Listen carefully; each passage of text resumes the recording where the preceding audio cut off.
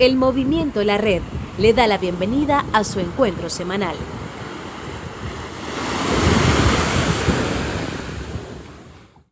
Les saludo en el poderoso nombre de nuestro Señor Jesucristo. Mi nombre es Pablo Jiménez y estoy aquí de parte del Movimiento La Red, que es una comunidad de fe que se reúne por medio de las redes cibernéticas. Estamos celebrando nuestro encuentro semanal de adoración y de predicación. Si usted desea unirse a nosotros, visite nuestra página www.movimientolared.com o búsquenos en YouTube o en Facebook.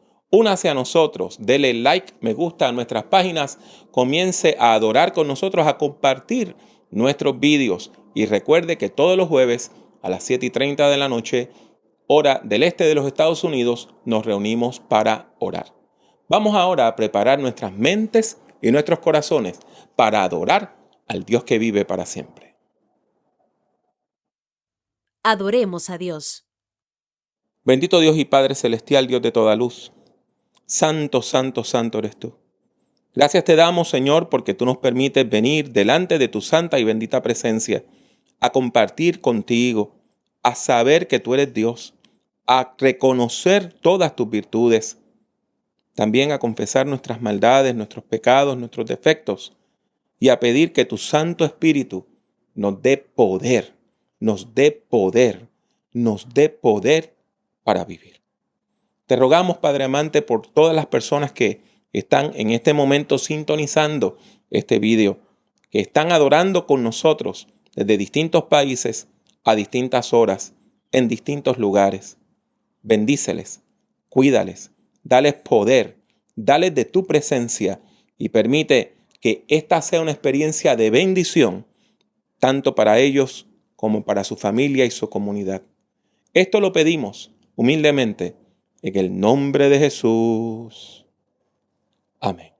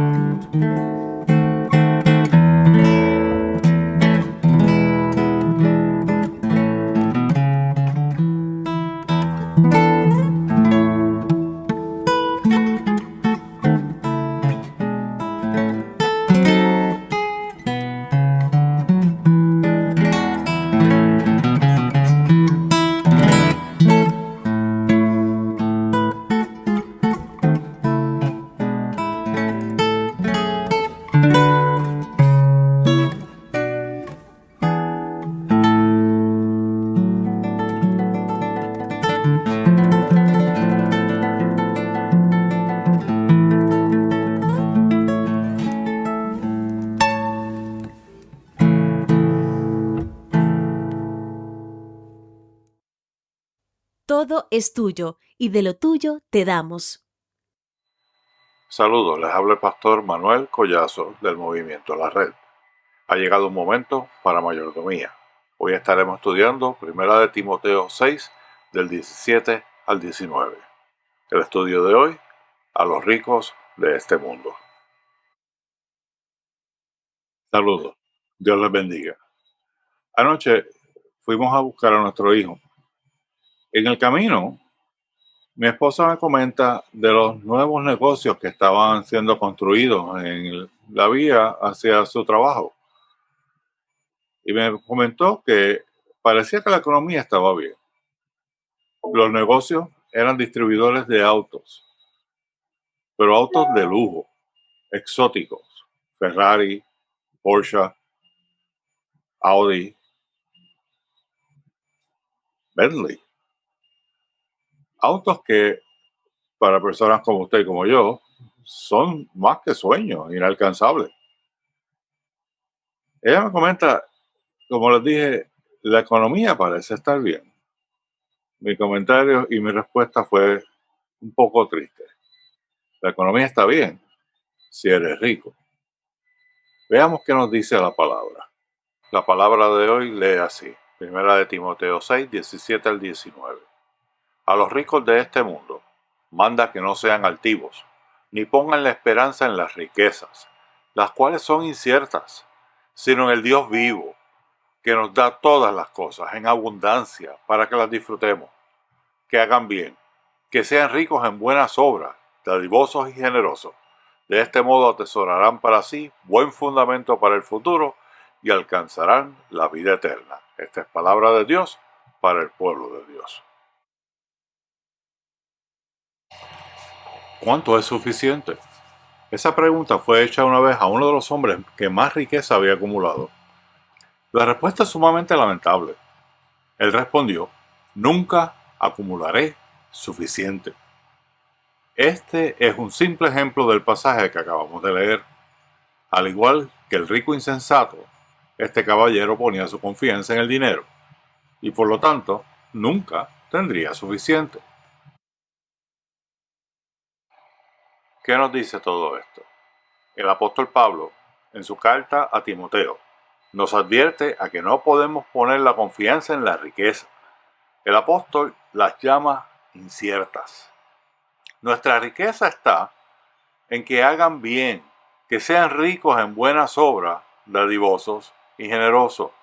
De esta manera atesorarán para sí buen fundamento para el futuro y alcanzarán la vida eterna.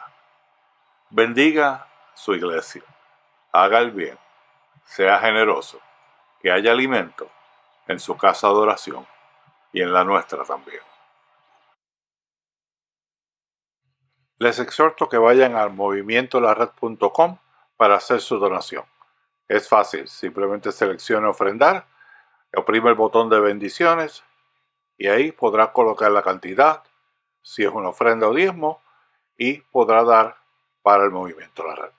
Que Dios les bendiga, que Dios les guarde y que Dios les multiplique rica y abundantemente su bendición. Movimiento La Red.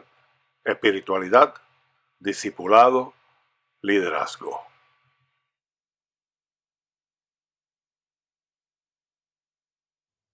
Escuchemos palabras de vida. Pero cuando venga sobre ustedes el Espíritu Santo, recibirán poder y serán mis testigos en Jerusalén, en Judea, en Samaria y hasta lo último de la tierra. Así dice Hechos 1:8, que es el texto bíblico programático, el que nos indica cómo el libro de los Hechos de los Apóstoles está estructurado. Y claro está, cuando comenzamos a leer el texto comienza a hablarnos de la experiencia de la iglesia en Jerusalén. Después nos habla de la experiencia en Judea. Y cuando llegamos al capítulo 8 del libro de los Hechos de los Apóstoles, encontramos que la iglesia ahora está llegando a un lugar que se llama Samaria. ¿Cómo es que la iglesia llega allá? En el capítulo 6 y 7 del libro de los Hechos se nos habla del arresto, el juicio y el asesinato de un líder cristiano de segunda generación llamado Esteban. Él era uno de los líderes que habían sido nombrados para lidiar con los conflictos en la iglesia, para repartir los alimentos a las mujeres viudas que habían estado desatendidas porque no pertenecían al grupo principal, sino a un grupo minoritario. Esteban fue asesinado y una de las personas que coordinó ese asesinato, esa ejecución, era un rabino que venía del sur de lo que hoy llamamos Turquía, que en aquel momento se conocía como Asia Menor, de una ciudad no poco importante llamada Tarso, que estaba cerca del río Sidno. De todos modos, este hombre viene desde allá, desde Turquía, llega a Jerusalén, se hace rabino estudiando con Gamaliel, otro de los personajes que mencionamos en sermones anteriores, y con el celo que tenía por el judaísmo comienza a perseguir a la iglesia. La Biblia nos dice lo siguiente sobre Saulo. Saulo hacía destrozos en la iglesia, entraba a las casas y arrastraba a hombres y mujeres y los llevaba a la cárcel. Sin embargo, estas acciones negativas de Saulo tuvieron un efecto inesperado. La Biblia nos dice que mientras tanto, los que se habían dispersado iban por todas partes anunciando el evangelio. Por lo tanto, la persecución, en lugar de destruir la iglesia, lo que provocó fue que líderes cristianos se repartieran por toda la región y comenzaran a evangelizar en otros lugares.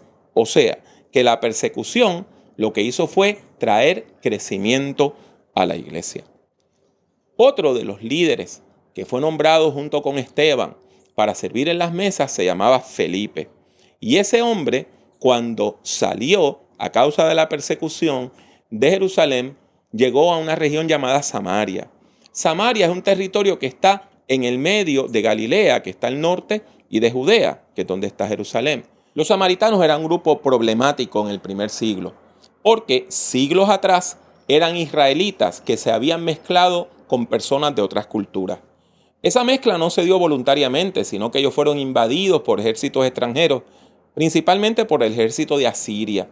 Y esto provocó una mezcla cultural, donde personas de trasfondo israelita estaban mezcladas con personas de trasfondo pagano y tenían una religión que era medio judía y que era medio pagana.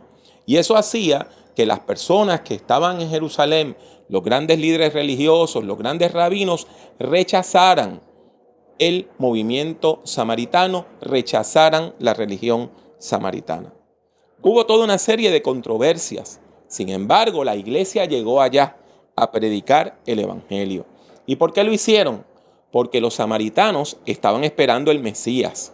Lo que pasa es que no le llamaban el Mesías, le decían el Tajeb, y no esperaban que fuera de la tribu de Judá, sino de la tribu de José.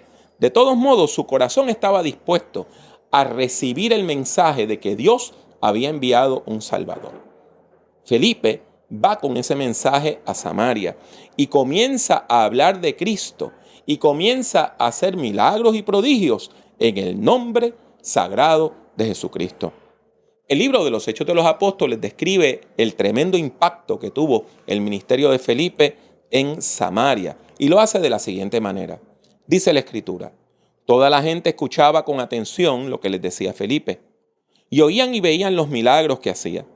Muchos de los que tenían espíritus malignos eran sanados, y los espíritus salían de ellos lanzando fuertes gritos. También muchos de los cojos y paralíticos quedaban sanos, y había una gran alegría en toda la ciudad. Sin embargo, siempre hay problemas, y Felipe se encontró con un gran obstáculo. En este caso era un hombre que se conocía como Simón el Mago. La gente lo llamaba Simón el Mago. Era un brujo que se dedicaba a hacer trucos para engañar a la gente. El texto lo llama mago, y eso es algo derogatorio. Por lo regular, cuando se dice que alguien era un mago, lo que quiere decir es que era un charlatán, que lo que estaba buscando era sacarle el dinero a la gente. Bueno, de todos modos, a pesar de ese título derogatorio, la gente lo admiraba y decían que él era el gran poder de Dios. La gente inocente, la gente simple, eran engañados, la gente era engañada por Simón el Mago, que había estado practicando la brujería en esa región por mucho tiempo. Mientras tanto, Felipe sigue predicando y la gente se va convirtiendo, y la respuesta fue excepcional. La gente comienza a abrazar el movimiento de Jesús, empieza a reconocer a Jesús como Señor, empiezan a confesarlo como Salvador. Fueron muchas las personas que aceptaron el mensaje cristiano y que fueron bautizadas. Y aún el mismo Simón el Mago, aún el mismo viejo brujo, también hizo profesión de fe y confesó fe en Jesús. Y pidió ser bautizado en el nombre de Jesucristo. Ahora bien, mire lo que nos dice el texto. El texto nos da a entender que hay algo extraño con esa supuesta conversión de Simón el Mago. Dice la Biblia que Simón se convierte porque, lleno de asombro, veía las señales y los grandes milagros que Felipe hacía. ¿Lo notaron? Él está deslumbrado por lo maravilloso. Él está deslumbrado por lo espectacular. Y no se separa de Felipe. Está buscando todo el tiempo estar cerca de él porque entiende que Felipe tiene un poder y él ansía compartir ese poder. La Biblia nos dice que llegó noticia a Jerusalén de lo que estaba haciendo Dios por medio de Felipe allí en Samaria. Y eso motivó a Pedro y a Juan, dos de los discípulos que habían caminado con Jesús, a trasladarse a Samaria para orar por aquellas personas que se habían convertido y habían sido bautizadas. En particular, ellos querían imponerle las manos para que estas personas recibieran el don del Espíritu Santo y hubiese un nuevo Pentecostés con todas esas señales hermosas de lenguas y de profecías y de milagros allí en Samaria. Simón ve todo eso y esto nos lleva a pensar, a considerar qué estaba pasando por la mente de aquel viejo mago. Y yo les propongo lo siguiente, que hay una gran diferencia entre creer en algo y comprender algo. Simón probablemente creía que había un Dios y creía que venía un Mesías y quizás hasta creía que Jesús era ese Mesías, pero él no comprendía la doctrina cristiana, él no comprendía las enseñanzas de Jesús, él no comprendía lo que es el centro del evangelio. Él estaba deslumbrado por los milagros.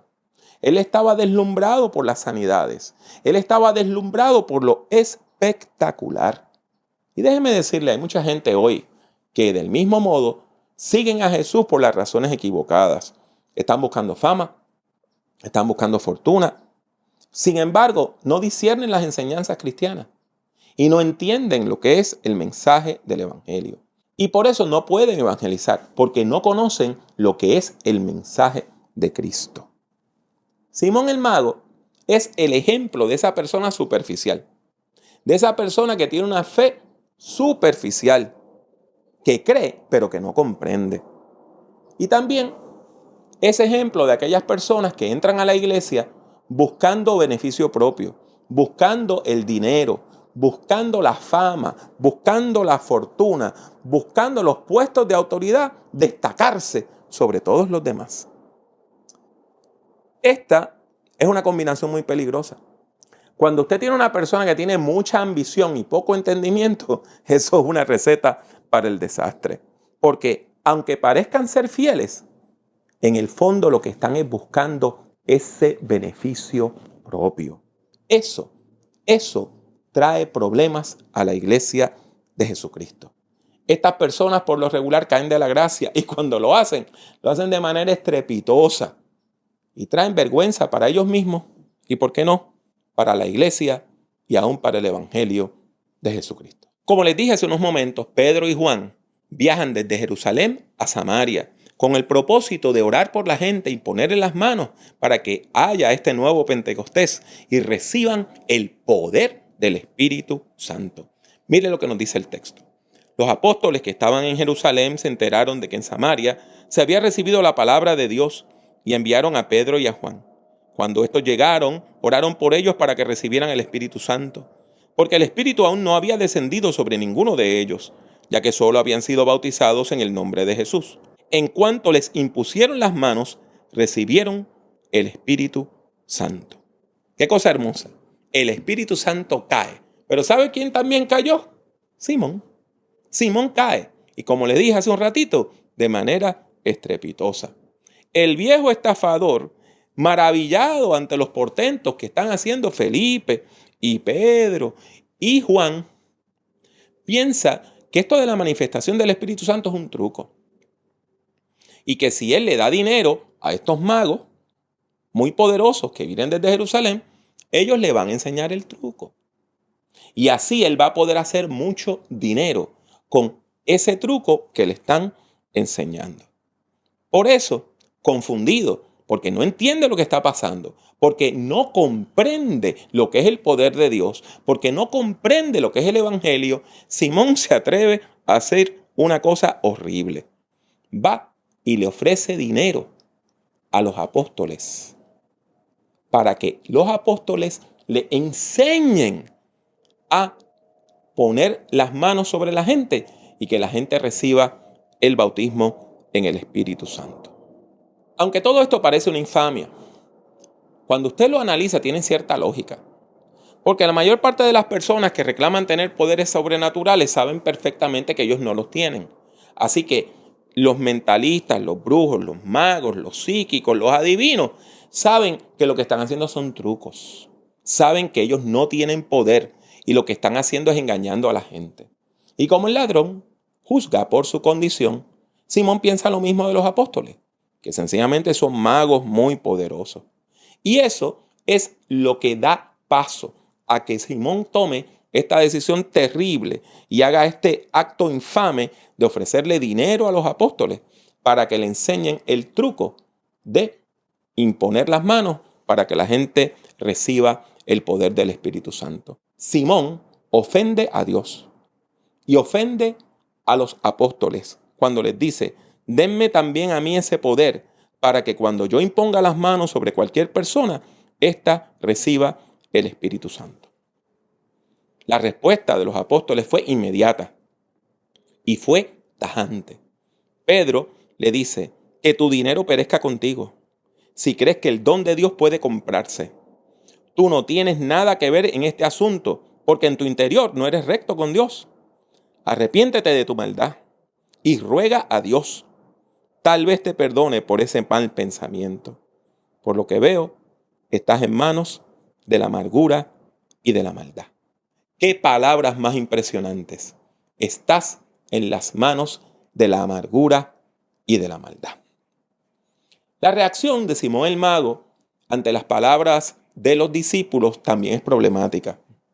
Él no se arrepiente. Él no pide perdón por sus pecados, sino que le dice: rueguen por mí al Señor para que no me sobrevenga nada de lo que han dicho. O sea, queda claro que Simón piensa que los apóstoles son magos mucho más poderosos que él. Y lo que les dice es: quítenme el conjuro, quítenme el conjuro. Esa maldición que me echaron, échenla para atrás. Note, no dice he cometido un error, no dice he cometido un pecado, no dice que ha pasado por un proceso de arrepentimiento. Sencillamente Le dice, quítenme el brujito que me echaron. Quítenme ese conjuro. El Nuevo Testamento no vuelve a mencionar a Simón el Mago. Sin embargo, cuando leemos documentos antiguos y estudiamos un poquito de la historia de la iglesia y de algunos libros del primero y segundo siglo, encontramos que ahí sí se nos menciona a Simón el Mago. Y se nos menciona como un predicador de doctrinas erradas, alguien que predicaba herejías y que de manera particular se convirtió en un antagonista, en un enemigo del apóstol Pedro. De todos modos, Simón pasó a la historia. Y su historia, esta narrativa que nosotros encontramos en el capítulo 8 del libro de los Hechos, tiene un mensaje no solamente antiguo para él, sino también para nosotros hoy. La salvación es un don que Dios da gratuitamente. Dios ofrece la salvación y el bautismo en el Espíritu Santo de manera gratuita a todas aquellas personas que aceptan con fe el Evangelio de Jesucristo. La salvación no se compra, la salvación no se vende. El poder de Dios no es un truco que un mago puede aprender. Este es un mensaje muy importante para nosotros hoy. ¿Saben por qué? Porque como les dije hace un rato, todavía hoy hay personas que no comprenden lo que es la salvación. No comprenden que la salvación es un regalo de la gracia de Dios. No comprenden lo que es el Espíritu Santo, ni cómo ni por qué el Espíritu Santo se derrama de manera gratuita sobre aquellas personas que aceptan el mensaje de Jesucristo. Y no comprenden que los puestos de autoridad en la iglesia no son para servirse, sino para servir a los demás. Porque Jesús dijo que el Hijo del Hombre no vino para ser servido, sino para servir y dar su vida en rescate por muchos. No es fama y fortuna lo que debe buscar una persona que anhela ser ministro de Jesucristo.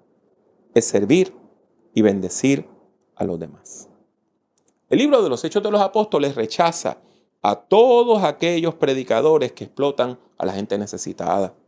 Aquellas personas que lo que buscan es sacarle el dinero a la gente. ¿Y sabe qué? Casi siempre se acercan a la gente más vulnerable en sus peores momentos.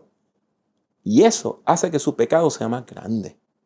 Porque usted ir a explotar a una persona que no tiene nada es una infamia. También el libro de los Hechos de los Apóstoles rechaza a aquellas personas que cuando lo que están diciendo no se cumple y cuando sus profecías no se cumplen y cuando sus enseñanzas no se cumplen, lo que hacen es echarle la culpa a la gente y le dicen, no, yo estoy bien. Si usted no recibió su milagro es porque usted no tiene fe. Y de esa manera siempre ellos salen bien. Y la persona que dio su dinero, que puso su fe, que fue explotada, siempre queda mal. Mis hermanos, mis hermanas, hay algo que tenemos que aprender de una buena vez. Y es que la salvación es un don que Dios da de manera gratuita. De manera gratuita. Por medio de la obra de Cristo y por medio de la acción del Espíritu Santo de Dios.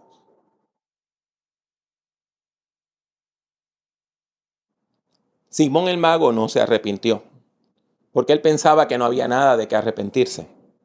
Sencillamente quiso que le quitaran ese conjuro que le habían echado, ese mal de ojo que le habían echado los apóstoles. Pero usted y yo sabemos que necesitamos arrepentirnos, confesar nuestra maldad, pedir perdón a aquellas personas que hemos herido, pedir perdón a Dios por ofenderle a Él y por ofender a los demás. Aún pedir perdón cuando nos hacemos daño a nosotros mismos. Porque si usted se hace daño a usted mismo, a usted misma, usted también está pecando contra Dios. Con arrepentimiento en nuestros corazones, oremos. Dios de nuestros padres y de nuestras madres, Dios de todas aquellas personas que nos precedieron en la fe, santo eres tú. Hemos escuchado tu palabra y sentimos el peso de nuestra maldad y de nuestro pecado. Confesamos que te hemos faltado a ti, que hemos ofendido a otras personas. Aún confesamos que nos hemos tratado de hacer daño a nosotros mismos. Y pedimos perdón. Perdón por las veces que hemos fallado y que hemos presentado una cara falsa del Evangelio. Y pedimos que tú nos des de tu Santo Espíritu. Confesamos que Jesucristo es nuestro Señor. Te rogamos que nos des el don de la salvación, la vida eterna, y que nos capacites con el Santo Espíritu para poder vivir cada día más cerca de ti, en el nombre de Jesús. Amén.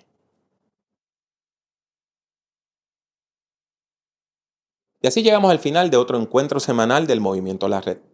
Una vez más, le exhorto a que visite www.movimientolared.com, nuestra página web, y que nos busque en YouTube, que nos busque en Facebook bajo el nombre Movimiento La Red. Cuando usted vea nuestros vídeos, compártalos. Piense en personas que necesitan una palabra de aliento. Comparta esos vídeos en el nombre de Jesús. Y recuerde que los jueves a las 7:30, hora del este de los Estados Unidos, por medio de nuestra página de Facebook, nos unimos en oración. Únase usted también.